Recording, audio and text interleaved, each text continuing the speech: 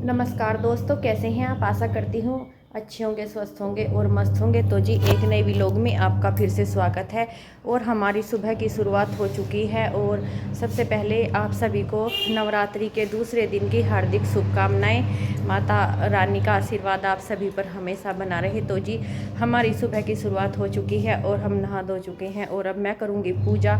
और मैंने साथ ही साथ मशीन भी लगा दी है क्योंकि सभी काम साथ साथ चलते रहेंगे। और अब मैं घर का और काम भी करती रहूँगी। और तो जी मैं लग गई हूँ अब पूजा करने, क्योंकि जब तक घर में पूजा नहीं होती तो हमारे दिन की अच्छे से शुरुआत नहीं होती। और ये मैं यहाँ तिलक करने लगी हूँ। पहले मैंने अपने भगवान जी, माता रानी सभी को तिलक किया और फिर मैं अपने माथे पर भी तिलक करती हूँ। और ये मैं यहाँ लगाने लगी हूँ दिया और धूप बत्ती।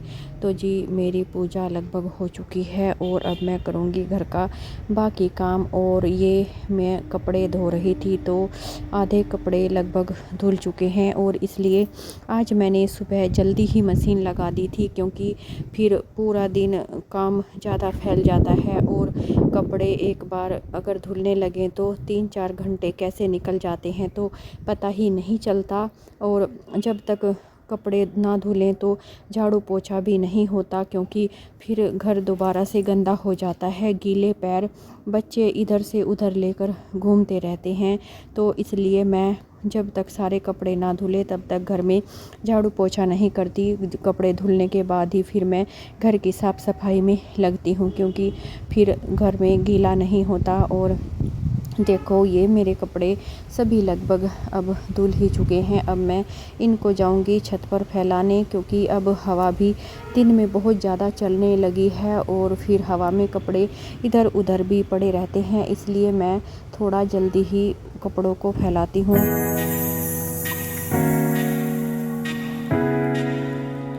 तो जी देखिए मेरे सारे कपड़े फैल चुके हैं और मैंने सारे कपड़ों को इधर उधर फैला दिया है।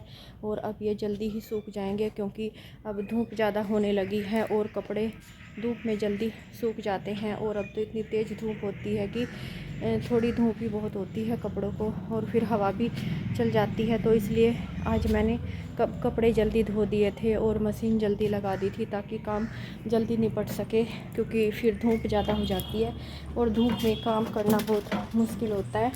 और अब कपड़े जब जल्दी सूख जाएंगे तो फिर मैं उनको जल्दी निकाल के ले जाऊंगी और अब करूंगी घर का बाकी काम। आज मैंने सबसे पहले पूजा वगैरह करने के बाद कपड़े ही धुले हैं।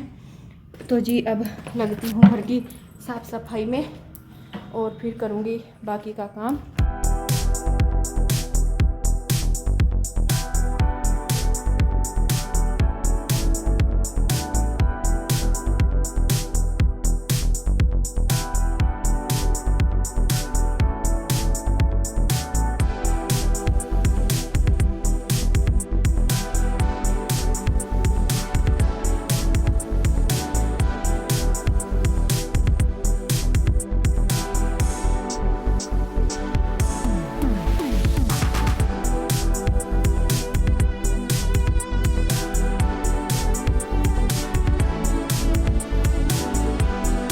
तो जी देखिए मेरा दोपहर का खाना वगैरह सब कुछ कंप्लीट हो गया है। और ये मैंने बना लिए हैं चावल और ये मैंने बनाई है यहाँ दाल, और मैंने रोटी भी बनाकर रख दी है। और अब मैं इसमें उबाल रही हूँ 1-2 आलू, क्योंकि मैं चाय के साथ खाती हूँ। और वैसे तो मैं केले वगैरह भी खा लेती हूँ, लेकिन मुझे व्रत में चाय के साथ थोड़ा आलू खाना अच्छा लगता है।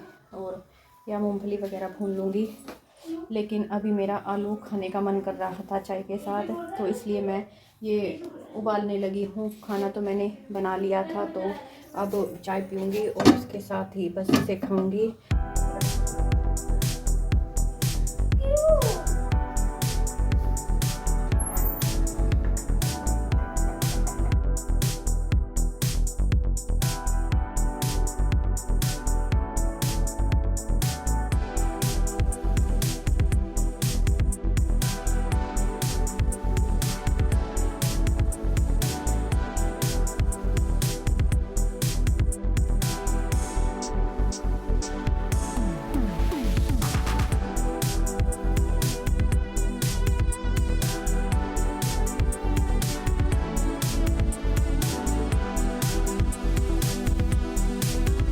तो जी यहाँ मैं बनाने लगी हूँ चटनी लहसुन की, टाल की, हरी मिर्च और नमक डाल के। और क्योंकि ये खाने के साथ चटनी ज़रूर लेते हैं और हम लगभग ताज़ी चटनी ही बनाते हैं। और ये हमारी चटनी ख़त्म हो चुकी थी, 1-2 दिन ही चलती है और अब मैंने सील को भी धो दिया है। तो दोस्तों आज मैं आपको एक बात बताना चाहती हूँ। आज सुबह मेरे साथ एक बहुत बड़ी दुर्घटना हो जाती और बस भगवान की दया से मैं बच गई।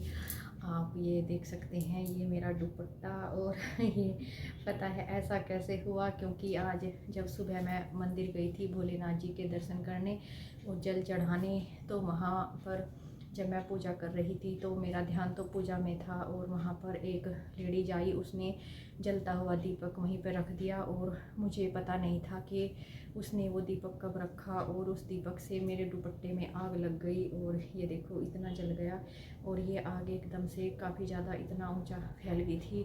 और मेरा दुपट्टा जब यहाँ पर मुझे थोड़ा आँच लगी तो फिर मुझे लगा कि कुछ हो रहा है। मैंने ऐसे देखा तो फिर मेरा ध्यान दुपट्टे पे गया। फिर मैंने इसको यूँ ऐसे करके फटाफट से इसको बुझा दिया। और वहाँ पे जो बल्कि पंडित जी थे उनका भी एकदम से ध्यान गया और उन्होंने कहा बेटे इस पर पानी डाल दो। तो फिर लेकिन मैंने उससे पहले ही इतना तक उन्होंने कहा, ये फटाफट से मैंने हाथ से ही बुझा दिया था।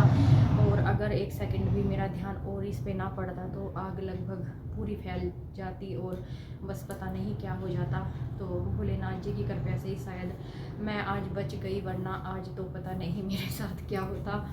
और उस लेडीज़ की भी वैसे कोई गलती नहीं थी, वो भी वहाँ पूजा करने आई थी, लेकिन फिर भी थोड़ी सावधानी रखनी चाहिए हर किसी को। और मुझे तो पता ही नहीं था, वो मेरे से लेडीज बाद में आई और कब मेरा दुपट्टा उसके दिए पे रखा गया। उसने वहाँ वो जहाँ पे उसने रखा वहाँ दिया रखने की जगह बिल्कुल भी नहीं थी। फिर उन्होंने भी बोला उनको कि यहाँ तुमने दिया क्यों रखा, यहाँ दिए की जगह नहीं है, दूसरी जगह वहाँ दिया रखने की बना रखी थी, लेकिन उन्होंने वो वहीं पे रखा हुआ था। चलो खैर, उन्होंने भी जानबूझ के नहीं किया और हो सकता है भोलेनाथ जी ने मुझे एक बड़ी दुर्घटना से बचाया हो और बस इतने से ही मेरी सारी मुसीबत टल गई हो। और लेकिन फिर भी कुछ भी हो सकता था मेरे साथ। फिर मैंने ये बात, मैं भी थोड़ा डर गई थी उस टाइम और मेरी आंखों में भी आंसू आ गए थे, लेकिन खैर चलो जो भी होता है कहते हैं अच्छे के लिए होता है। और फिर मैंने ये बात इनको भी घर में भी नहीं बताई किसी को आके, क्योंकि अगर मैं इनको बताती तो ये टेंशन लेते। और क्योंकि मुझे अगर कुछ भी हो जाता है तो इनको अच्छा नहीं लगता बिल्कुल भी, तो इसलिए मैंने इनको नहीं बताया। लेकिन शाम के टाइम जब बच्चों का ध्यान मेरे दुपट्टे पे पड़ा, कहने लगे मम्मी ये क्या हो रखा है आपके दुपट्टे में, आपका दुपट्टा कहाँ फटा। फिर मैंने इनको बताया कि नहीं ये फटा नहीं, ये तो इसमें आज आग लग गई थी। तो बड़ी हैरानी से मेरी तरफ देखने लगे एकदम से, फिर कहने लगे कैसे हुआ, क्या हो गया था ऐसा।